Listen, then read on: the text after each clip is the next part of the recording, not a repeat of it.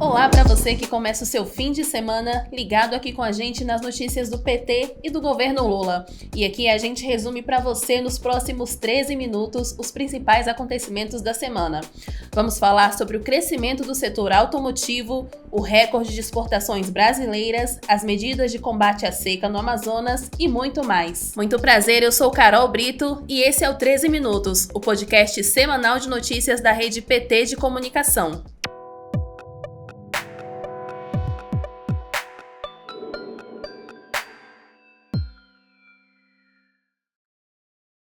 O Café PT começou a semana conversando com o coordenador-geral da Federação Única dos Petroleiros, David Bacelar, sobre a Política Nacional de Transição Energética. A Política Nacional de Transição Energética ela tem o objetivo justamente de promover uma transição dos combustíveis fósseis, ou melhor dizendo, dessa fonte de energia que é o petróleo e o gás, para outras fontes de energia mais renováveis. Estamos falando, então, de uma maior diversificação da matriz energética brasileira, que já é mais limpa, que já é mais renovável do que todos os países do G20 e do que a maioria dos países do planeta Terra. Já temos essa característica. Perfeito. E, para isso, a Política Nacional de Transição Energética ela visa trazer incentivos fiscais para quem desenvolve novas fontes de energia, trazer capacitação profissional para os trabalhadores e trabalhadoras, por isso ela é justa também, trazer um incentivo à pesquisa e inovação de novas tecnologias para essas fontes de energia. Confirmando o aquecimento forte no setor automotivo, a produção de veículos atingiu o maior volume em 5 anos. A produção já está comparada ao nível pré-pandemia. Confira na reportagem. A produção de veículos no Brasil registrou um aumento de 14,4% em agosto desse ano, em comparação ao mesmo mês de 2023, com mais de 259 mil unidades fabricadas entre automóveis de passeio, comerciais leves, caminhões e ônibus, conforme os dados da Associação Nacional dos Fabricantes de Veículos Automotores, ANFAVEA.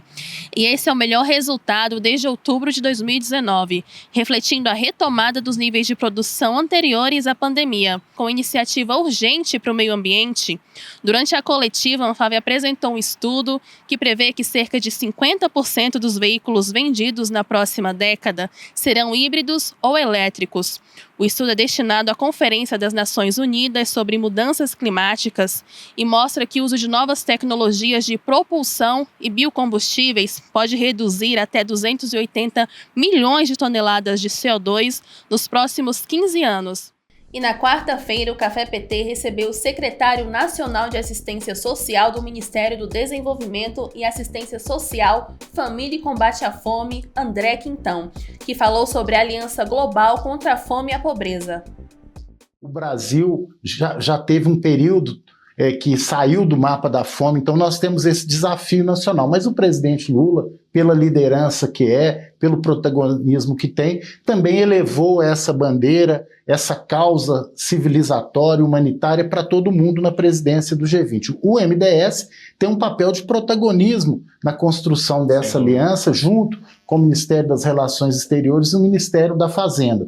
Ele tem estimulado que países adiram, a essa estratégia no sentido de formulação de compromissos públicos globais em relação ao enfrentamento da fome e da pobreza. Então a ideia é que cada país também aporte sua tecnologia social, apresente suas boas experiências de superação da fome e da pobreza e que, na medida também das possibilidades, os países mais desenvolvidos, com a capacidade e uma condição financeira melhores, possam auxiliar. Na quarta-feira, os ministros Paulo Pimenta, do Ministério da Reconstrução, e Rui Costa, da Casa Civil, apresentaram um balanço das ações do Ministério da Reconstrução no Rio Grande do Sul, em um encontro com a presença do governador do estado, Eduardo Leite. Mas eu não tenho dúvidas em dizer a vocês de como foi importante e acertada a decisão do presidente Lula em criar esse ministério. E a gente olha e tem uma dimensão de tudo aquilo que foi feito. Nosso objetivo nesses 4 meses, ministro Rui, não era resolver todos os problemas. mas deixar as coisas encaminhadas. Se nós pegarmos, por exemplo, na educação, que está aqui o Hamilton, nós já sabemos quantas escolas vão ser reconstruídas, quantas vão ser reformadas, o que foi necessário fazer nas universidades, nos institutos federais. Então a pauta da educação está equacionada. Daqui para frente é a relação do MEC com o governo do Estado, com as prefeituras. Na saúde a mesma coisa. Se a gente olhar cada área, ela foi sendo encaminhada e nós já temos um cronograma do Transurb, um cronograma do aeroporto. E as exportações bateram recorde no acumulado de janeiro a agosto de 2024. No total, as vendas para fora do país chegaram a 227 bilhões de dólares, um aumento de 1,1% em relação ao mesmo período do ano passado. Os dados foram divulgados pela Secretaria de Comércio Exterior do Ministério do Desenvolvimento, Indústria, Comércio e Serviços. Quem traz mais detalhes é a repórter da Rádio PT, Denise Coelho. Já as importações, no período, somaram 173 bilhões de dólares, aumento de 6,6% sobre 2023, totalizando 400 bilhões de dólares de corrente comércio e 54,08 bilhões de dólares de superávit. A melhora do ambiente de negócios no país e a expansão do mercado externo para os produtos brasileiros com a abertura de novos mercados estão entre os fatores que contribuíram para esse resultado. Foi o que destacou o presidente Lula em entrevista recente à Rádio Difusora de Goiânia. O país está indo bem, as coisas estão funcionando bem, a economia está crescendo, o emprego está crescendo, o salário está crescendo, o nosso comércio exterior está crescendo. Só de mercados novos para os produtos brasileiros foram abertos 183 novos mercados em apenas 19 meses. E o podcast Pode Tremer desta semana recebeu Mônica Buffon, jovem agricultora familiar e secretária de Juventude da Confederação Nacional dos Trabalhadores na Agricultura, para falar sobre as lutas da juventude rural. E nós, enquanto jovens rurais, nós somos em torno de 6,7 milhões de jovens que vivem no campo. Né, agricultores familiares, assentados da reforma agrária, indígenas, quilombolas, quebradeira de cocos, pescadores, artesanais. Então é uma diversidade de jovens que habita, né, no campo, nas florestas e nas águas. Então essa é a juventude rural, né? E essa juventude que está lá no campo, que está produzindo alimento, que está cuidando do meio ambiente, que está preservando, né, as nossas nascentes. Então é uma juventude muito diversa e que não está só no campo, né? A gente fala muitas vezes da juventude rural e a gente enxerga só como aquela juventude que está lá produzindo alimento, mas a juventude também está nas universidades, a juventude está dentro dos partidos. Então, essa é uma juventude muito ampla, né? A presidenta do PT e deputada federal Gleisi Hoffmann apresentou na Câmara dos Deputados um projeto de lei para proibir publicidade, divulgação e propaganda de empresas e casas de apostas online, e também produtos ligados a jogos de azar, inclusive das que se incluem na Lei das Bets, como também são conhecidas essas casas de apostas. Quem traz mais detalhes é o repórter Anderson Andrade. Para Gleisi Hoffmann, as propagandas podem induzir principalmente os mais vulneráveis ao risco financeiro. Ela defende que a proibição desse tipo de publicidade é essencial para reduzir a exposição da população a conteúdos que podem induzir ao comportamento de risco. A presidenta nacional do PT disse ainda que esse projeto de lei, ao promover as referidas mudanças, reafirma o compromisso do parlamento com a proteção dos direitos dos cidadãos e com a construção de uma sociedade mais justa e equilibrada, onde os interesses econômicos não se sobrepõem ao bem-estar da população. E que a aprovação dessa iniciativa é necessária e urgente para assegurar a integridade e a saúde financeira dos brasileiros. Na mesma linha, o deputado federal Reginaldo Lopes, do PT de Minas Gerais, também apresentou um projeto pela proibição, que é o PL 3511 de 2024.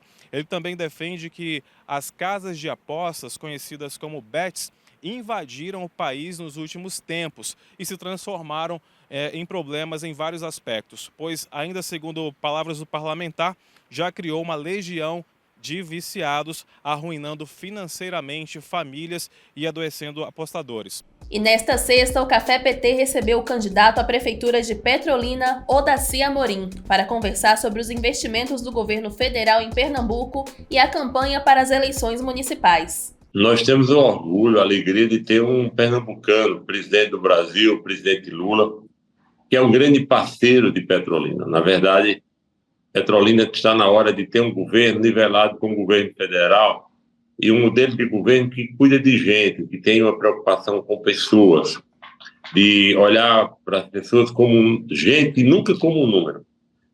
Petrolina está madura para isso, madura para sair das mãos de uma concentração, de um projeto concentrado e se integrar a um modelo de vida onde as pessoas são o foco principal da administração. Então, esse é o momento ideal, ter o presidente Lula, ter 2 senadores da República do nosso partido, Partido dos Trabalhadores, e a gente poder vir para cuidar de todas as áreas. Então, esse é o momento que, de fato, é o momento ideal para essa grande vitória do nosso partido aqui em Petrolina. E agora você confere os destaques da agenda do presidente Lula nesta semana. Na quarta, ele participou junto ao vice-presidente Geraldo Alckmin da cerimônia Nova Indústria Brasil Missão 4, onde foram feitos anúncios relacionados à transformação digital da indústria brasileira. Mais tarde, o presidente também condecorou 22 pessoas e 10 instituições que promoveram a vacinação com a medalha Oswaldo Cruz. Na quinta, Lula acompanhou o lançamento da Rede Aline de Cuidado Integral a Gestantes e Bebês na cidade de Belford Roxo, no Rio de Janeiro. Ele também compareceu à cerimônia de celebração do retorno do manto Tupinambá na Quinta da Boa Vista, no Rio de Janeiro, junto a lideranças do povo Tupinambá. No início da semana, o presidente Lula se reuniu com prefeitos de municípios do Amazonas afetados pela seca e anunciou medidas de combate à seca no estado. Nós vamos fazer todas as reuniões que forem possível fazer. Ouvir todos os cientistas que nós temos que ouvir. E nós temos que ter noção que a gente tem que fazer aquela estrada e a gente precisa garantir que a parte mais nobre da floresta amazônica não seja destruída por grileiro, que quando a gente pensa em fazer uma estrada, já compra milhares de hectares de um lado, milhares de hectares do outro, já toca fogo no outro. Nós precisamos proibir. Se tiver terra do Estado, governador, nós vamos ter que fazer parceria, governo do Estado e o governo federal, e demarcar essa terra, que nela não pode acontecer nada até a gente provar que a estrada será feita com seriedade. E esse foi mais um 13 Minutos, com os destaques dos últimos dias na TV PT. E se você ainda não segue o 13 Minutos no seu aplicativo, clica aí no botão seguir para você não perder nenhum episódio. E se você gostou, pode deixar 5 estrelas na avaliação. Agora eu me despeço e desejo a você um ótimo final de semana.